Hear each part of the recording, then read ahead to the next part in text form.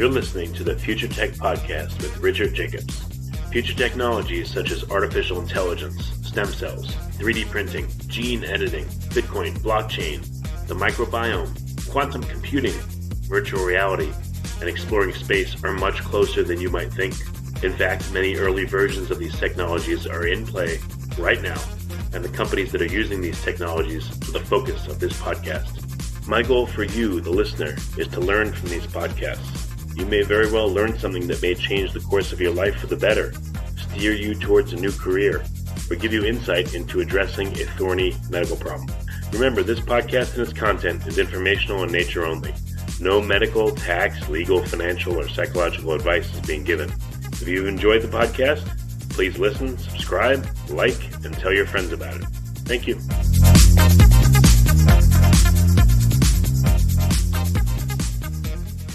Hello, this is Richard Jacobs with the Future Tech and Future Tech Health podcast. I have Tom Coughlin, president of Coughlin Associates. He's a widely respected digital storage analyst and a business and tech consultant. He got over 35 years in the data storage industry with various engineering and management positions. He has a bunch of publications and 6 patents to his credit. He's also the author of Digital Storage and Consumer Electronics, the Essential Guide. And we're going to talk about something unusual today, DNA and digital storage. So, Tom, thanks for coming. Thanks very much, Richard. Looking forward to talking to you. Yeah, so tell me, what's the premise of being able to store information using DNA? Well, DNA is, of course, what our own genetic information and that of all life on Earth is stored on. And there actually have been, people have been able to recover DNA from old species and basically potentially reconstruct or at least learn a lot about those creatures. There's even talk about using old DNA, say from woolly mammoths that were frozen in the tundra, to eventually recreate such animals. So DNA seems like it's a means of natural molecule that can store information for a fairly long period of time, as long as it's kept in the right conditions. So I think that's kind of the initial inspiration. The other part of it is that the tools for being able to create DNA, write it, as well as to read the information on the DNA or read the sequences of on this DNA have improved enormously since the first full genomic analysis was done in the early part of the century. And so the prices and the time it takes to write and read information, in the case of doing digital storage, it's going to be a synthetic DNA, not natural DNA. Those costs have gone down to the point where people are starting to consider that as an option for keeping information, and especially for keeping digital information. Can you give me a comparison between what it cost to first sequence the human genome and the storage capacity and the cost and the speed now? Yes, the first ones were enormous. There was like a huge government project and also private projects costing many millions of dollars in order to get the first genomic sequencing. And now I believe the costs for genomic sequence are around $1,000. And there's projections that would get in the range of $100 without too long a period of time, which also, of course, will have great benefit for personalized medicine that's based upon the person's actual genomic makeup. And so the thing that's really driving a lot of the development of that technology, in fact, is the medical profession trying to create personalized medicines based upon utilizing your own genomic information to tailor drugs and processes that may benefit you individually. Maybe have fewer side effects as well. Yeah, so if you were to compare storage on current digital media, how long does it last before it gets corrupted, and what's the density of the storage capacity versus DNA? How long can it be stored, and what's the density? DNA potentially could store very, very, very, very high densities of information. But again, there's a lot of things need to be done in order to enable commercial DNA storage, and we're still in the early days of such things. But the potential capacity is maybe 1,000 times that what's currently achievable with modern storage technologies. Probably hard disk drives are maybe the example particular for that. So it has a lot of potential. It could be 1,000 times as dense.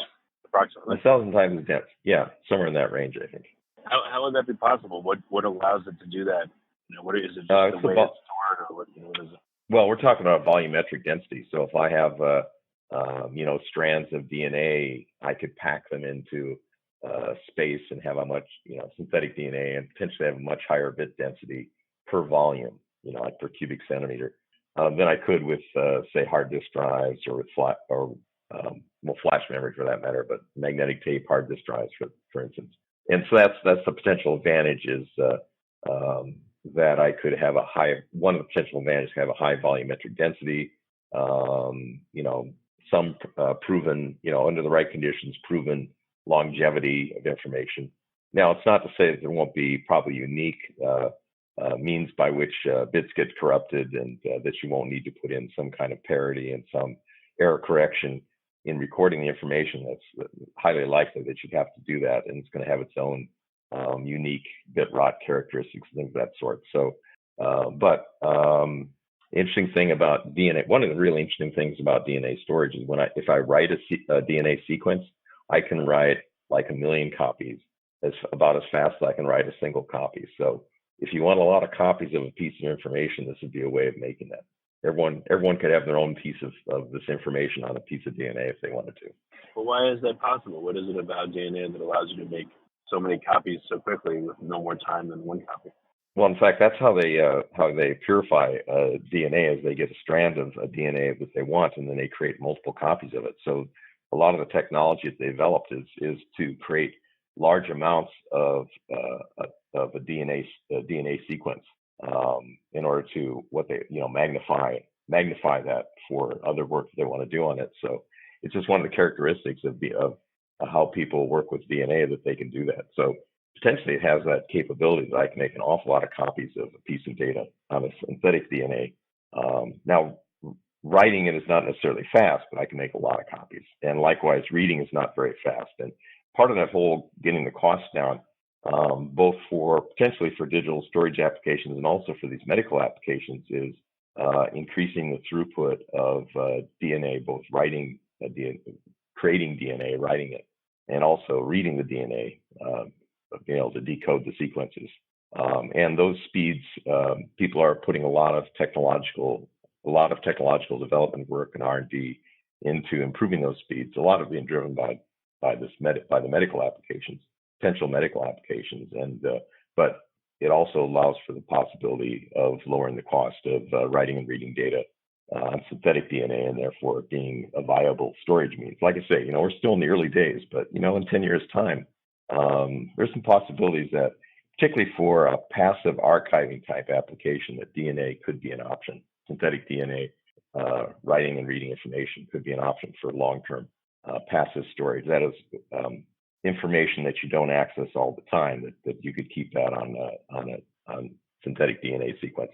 What happens in a typical hard drive? How is information stored, and how does it become corrupted if it's sitting there? I thought it would, just forever be stored, not become corrupted. Now, well, so we all face the laws of thermodynamics, and entropy tends to increase. Entropy being disorder, and so there's thermally activated. So the way that the hard disk drives work, and there's similarities in the way that almost any kind of digital storage technology is going to work, is that in the case of hard disk drives, we're using magnetic fields to read and write information. So you have something called a head, which generates a magnetic field, and also will be able to read back magnetic information off of the magnetic media. And the magnetic media rotates underneath of these magnetic heads, which read and write information on concentric tracks on a disk surface, and that's how you read and write the information. And there's also circuitry for doing signal processing, extracting the data. There's special coding that's done in writing the data that gives you some amount of repetition of data, so that if there is some either noise during the read or write process, or if there is some minor corruption of the data, that you can still recover. There also are processes for going through data when it's not being used and making sure it's okay, and rewriting it if it's having trouble. But what happens is, and this is true of any means of storing information, is that thermally activated processes, in the case of magnetics, it's the random reversal of magnetism of the very fine grains of material in the case of a hard disk drive on the disk media surface over a period of time. So there's some random reversals happen over a period of time. If enough of that happens, it would tend to cause problems in some areas in the media. And therefore your signal will degrade, and eventually, if that continues, you won't be able to read information, or you'll lose pieces of information. So a key element in any kind of storage technology is to build in redundancy, to build in error checks, and occasionally to go through and make sure the data is okay, and to rewrite it if it needs to be rewritten in order to recover the data or make it so that it will last longer. But it often requires some kind of active management to do that. Now, true of hard disk drives, is true of magnetic tape. It actually is true also of semiconductor-based technologies like flash memory, that over time, data has a tendency to degrade, and so you need to actively rewrite it and move it on. That's sort of the natural phenomena. The other thing that happens, of course, is what's called technology obsolescence, which is the technologies that we use to read and to record information have been changing over time. For instance, how many people nowadays have the tools to be able to read a tape, cassette tape, for example. Back in the 80s, 90s, there would be a fair amount of technology to do that, but a lot of people don't have that anymore. This is for small cassette tapes. And so as technology changes over time, and that can be the recording technology itself, but also could be even more important, the interfaces and even the software drivers that enable the devices that can read and write that information, those technologies may change. So another factor in terms of trying to keep information for the long term is, in addition to natural degradation of information that can occur if you don't intervene and try to catch it before it happens, the other thing is the technology that you're using can become obsolete, and that can even be software itself. So actually carrying information into the future, into the long future in particular, has a lot of requirements behind it. And so there's people that are working on interesting technologies where, for instance, they will essentially archive a package that contains, for instance, the information about the original software that created it, that one could create an emulation of that software in order to be able to recover the data. That gets rid of some of the, if you will, the sort of metadata constraints. But the other thing, of course, is physical interfaces, things like that. For instance, 100 years from now, will there be such a thing as the USB interface? Will my old USB be able to plug into that and work? So these are, in terms of long-term storage of information, whatever the technology, there's definitely things that need to be considered in trying to bring data in the future, and there's definite challenges in doing so.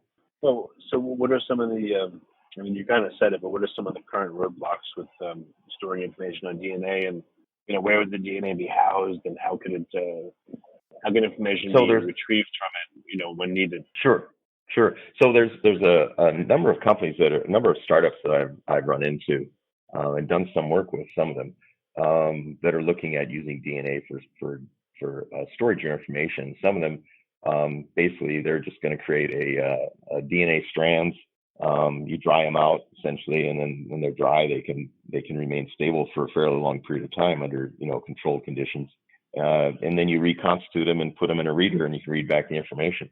Not a very fast process, but that's one way in which people are looking at doing it. There are also, and I can't go into too much detail on it, but folks that are working on actually using semiconductor technologies. And there's a lot of work that's being done, for instance, by an outfit called IMEC, which is in Belgium, which is a nanotechnology and electronics research center in Leuven in Belgium.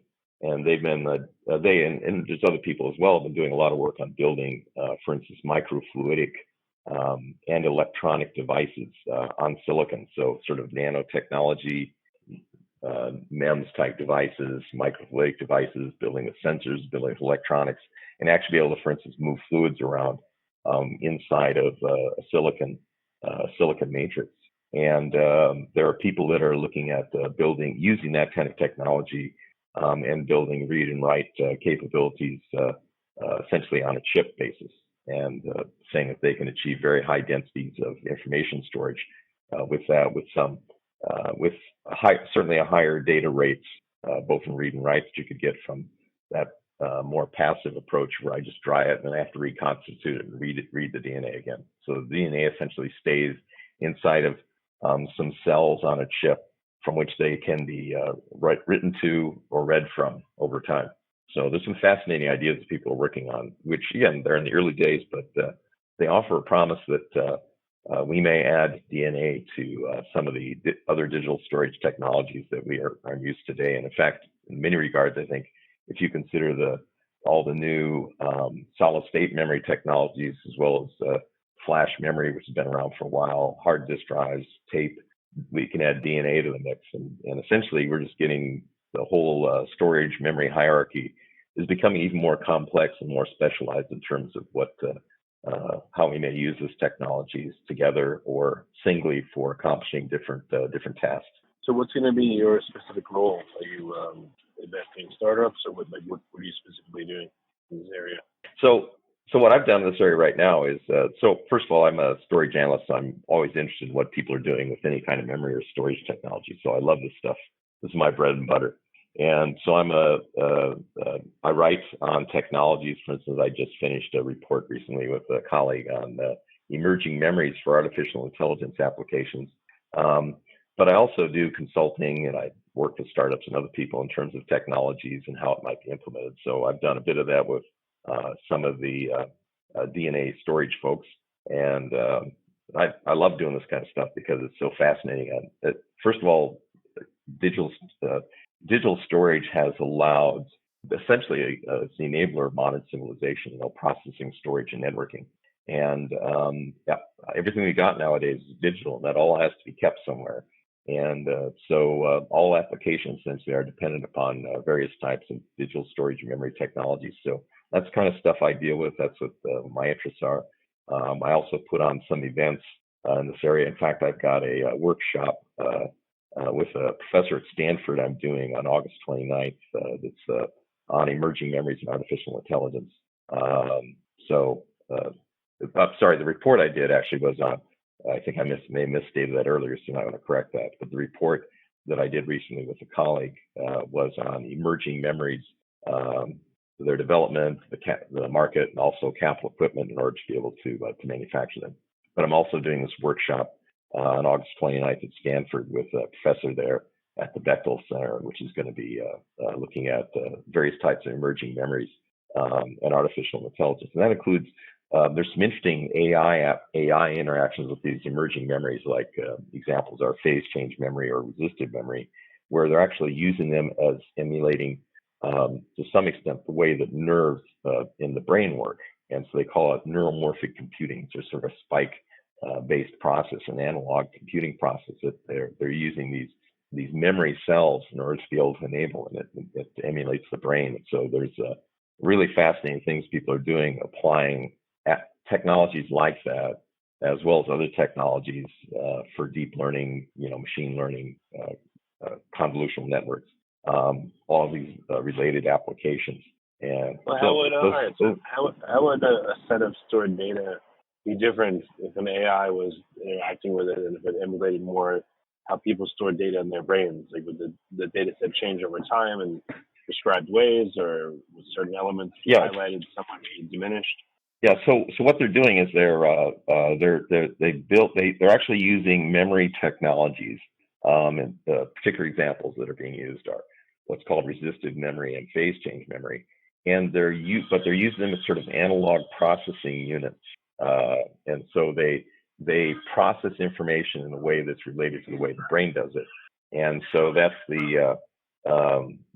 essentially what they do. Now, there's other things with these emerging memories people are doing that's called neuromorphic computing, and may be very useful, especially for training applications where you're actually training an artificial intelligence.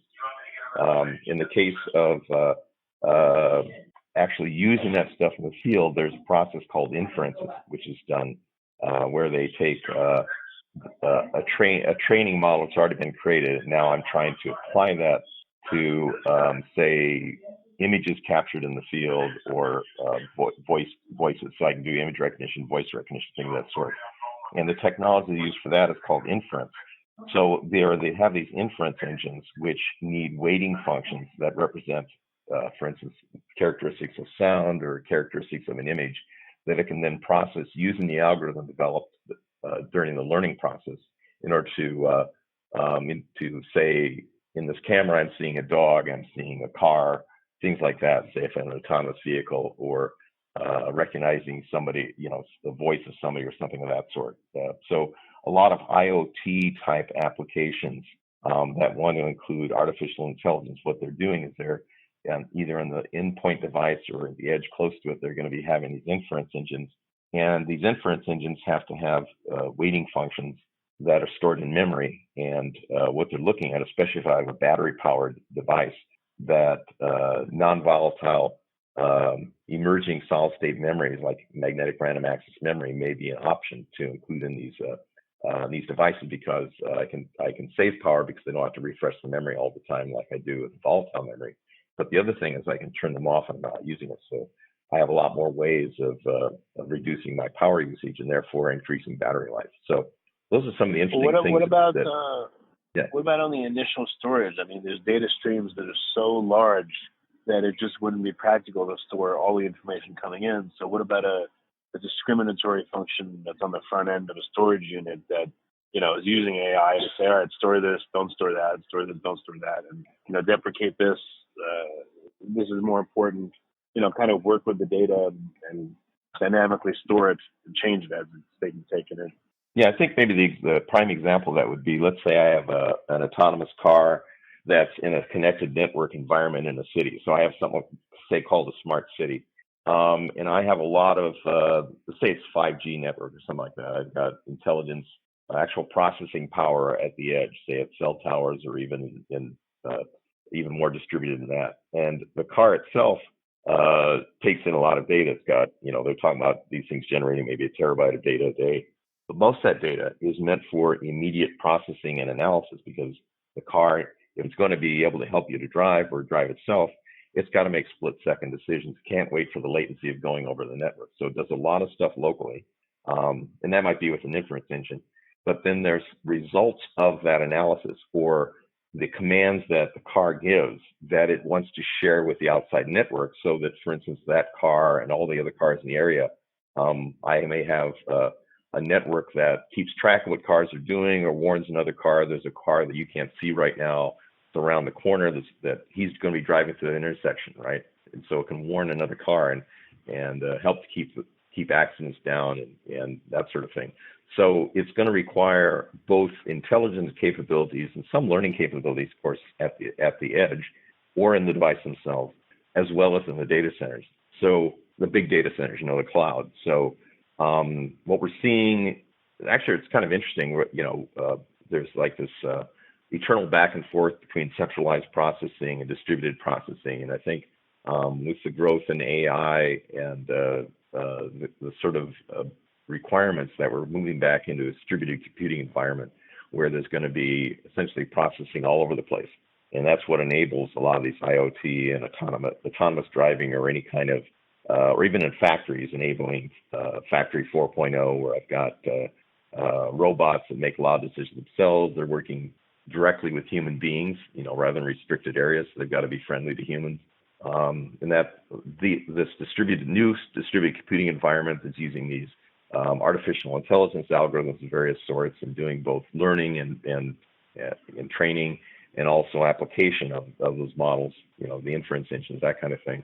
That all these things are going to be very distributed, and if we're going to generate more data than ever before, and some of that data is going to have to be kept.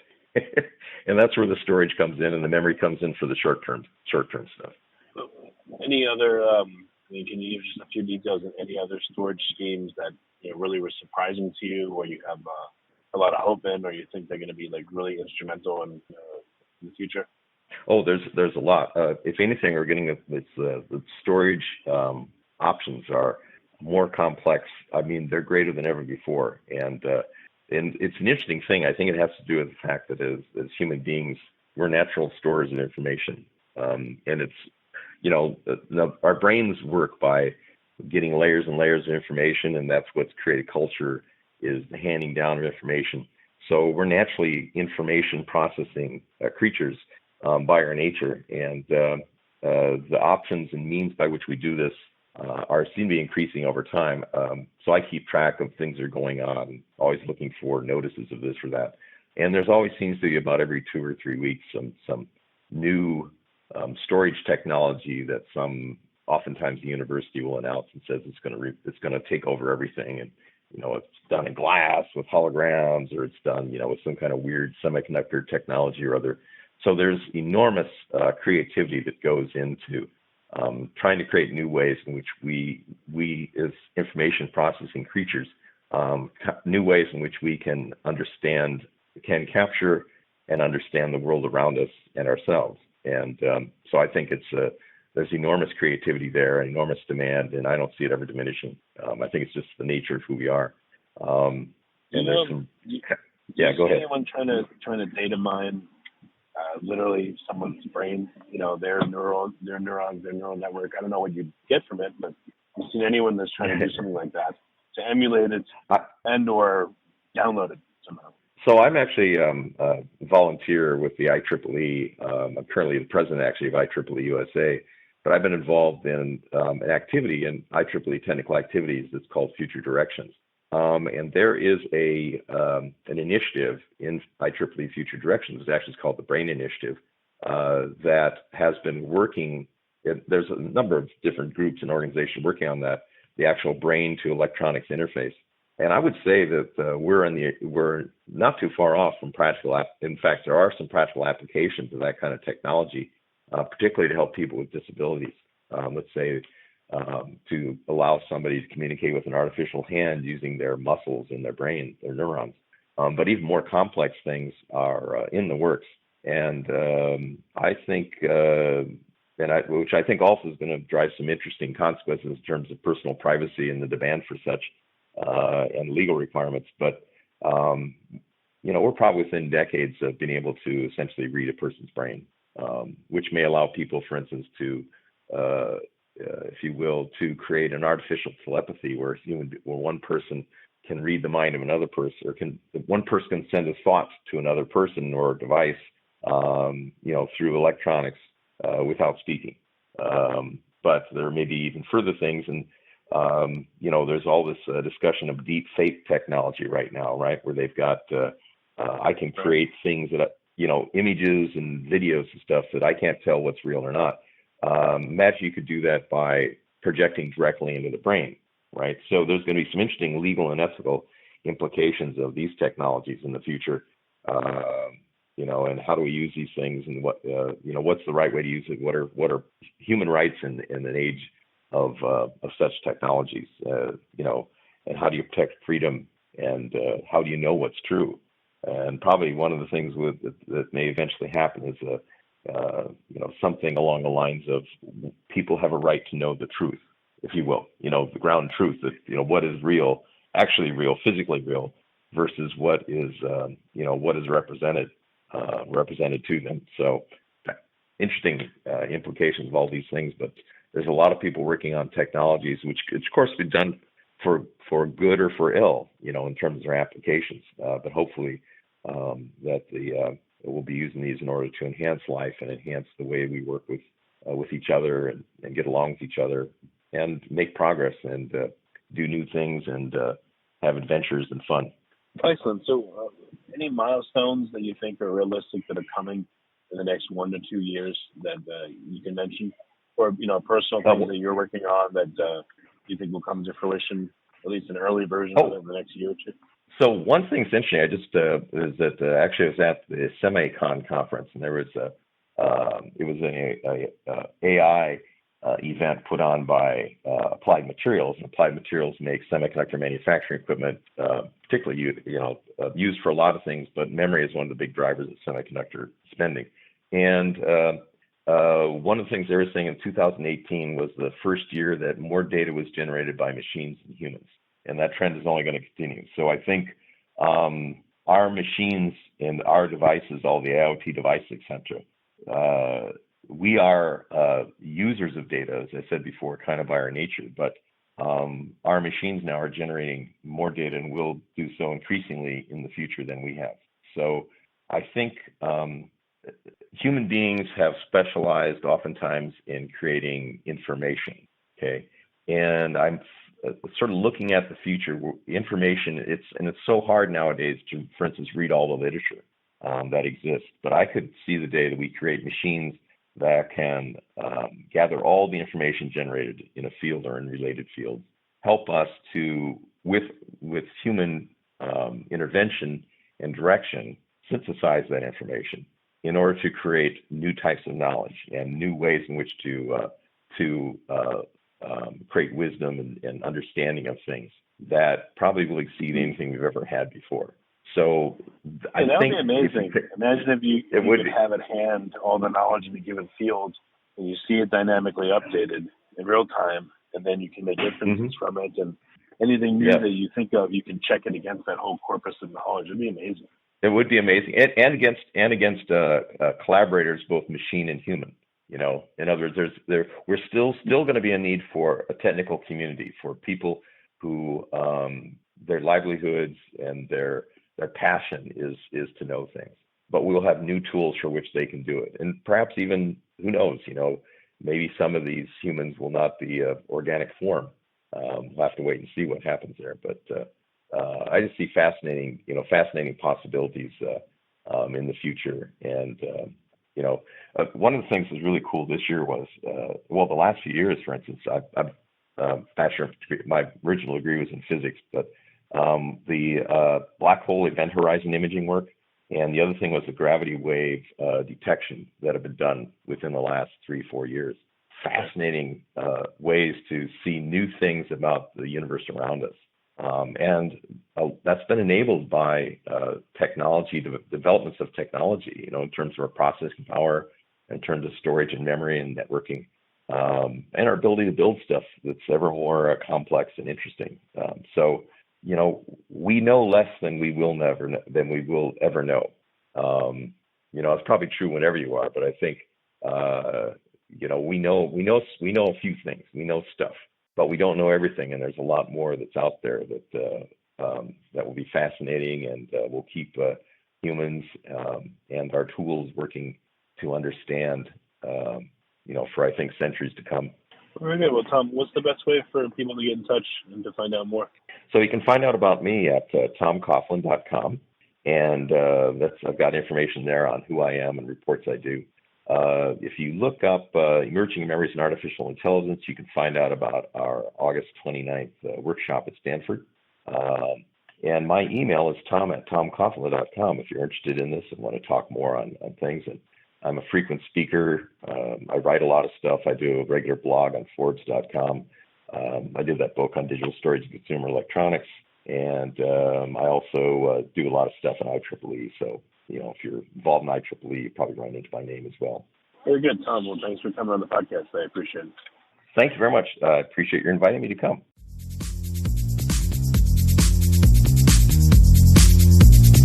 You're listening to the Future Tech Podcast with Richard Jacobs.